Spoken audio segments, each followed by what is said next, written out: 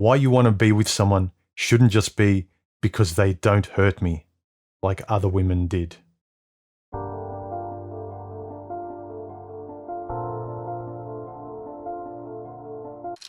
Welcome to my channel. Make sure you subscribe. I put out videos every week, and hit the like button if you want to see more.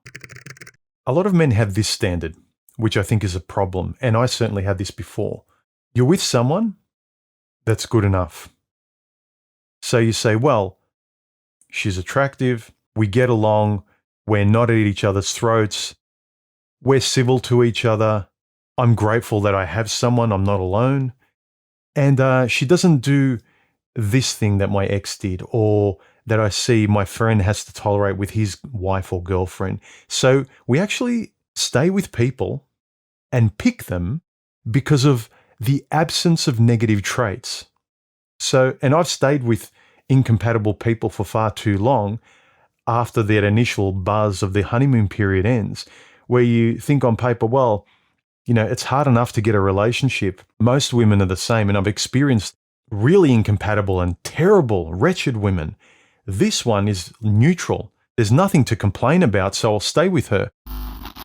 Gentlemen, your life will become duller and worse and fade to black and white if you just tolerate the absence of negative traits with a woman.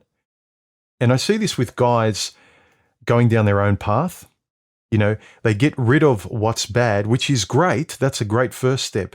But you need to be for something.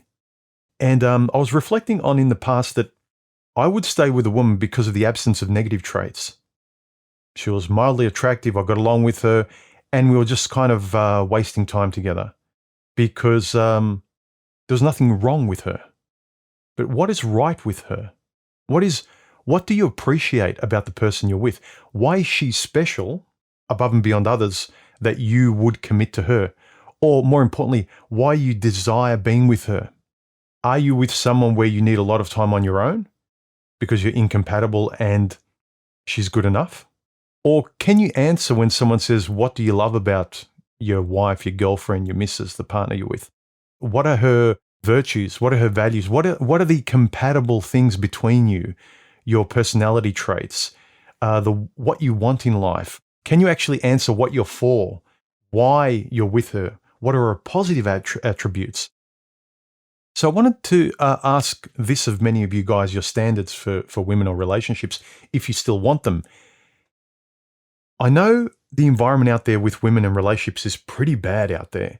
And most women, the average woman out there, isn't worth much at all, especially to be involved with romantically. But I think because the standard is so low, guys just accept a neutrality.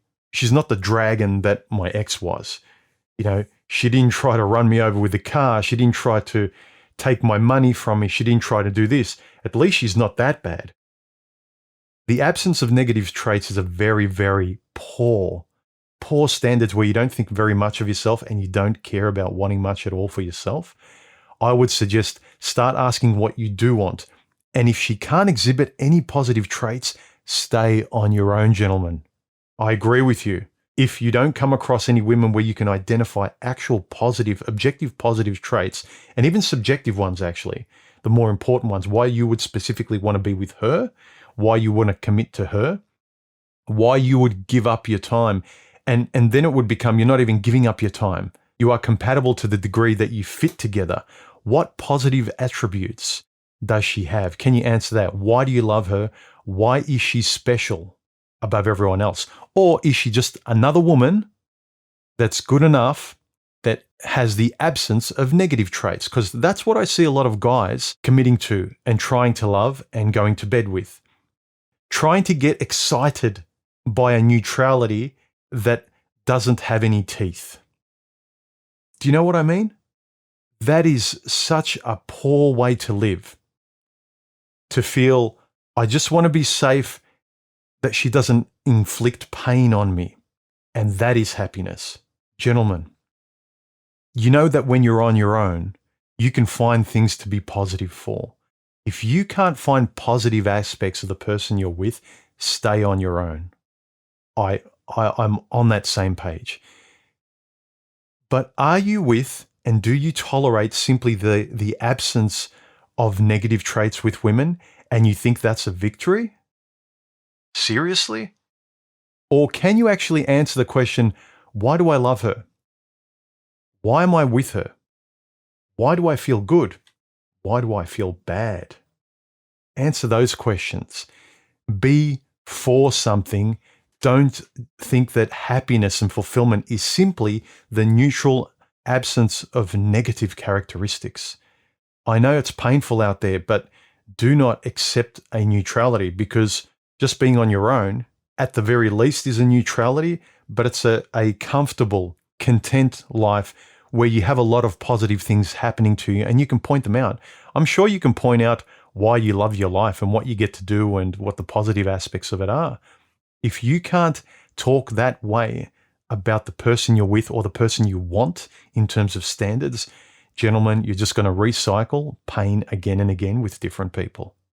The virtue of why you want to be with someone cannot be because she doesn't hurt me. We need to live positively, guys. Why do you love her? Why do you respect her? Why do you trust her? And also, can you glean why she does the same for you? This neutrality of accepting safety as happiness, I think it's driving so many guys insane. Ask yourself these questions and you will be surprised, and probably it'll clarify why nothing fulfills or no one has up until this point. It is something very important to think about. Let me know your comments in the comment section, guys. Let me know your stories, and if you've come to the realization that a decent woman, even if she's not compatible for you, you think that's good enough. At least she's not a wretch like my ex that doesn't have any really bad personality traits is good enough, and that's the best I can hope for. No, being on your own is much, much better. What virtues, positive virtues, does she have? Not just the absence of negative ones. Let me know your comments in the comment section. Like, subscribe, donate if you feel like it. Thanks to all you guys who have this month. You guys are the best, and I'll catch you soon in the next video. Bye. And I started to think about the qualities that were really essential, and ostensibly they seem like they're just normal human qualities. And I laughed because it was so ridiculous that you would think things like compassion, kindness, fairness, things like that, virtues and values that you would need, and without them you actually couldn't have a relationship.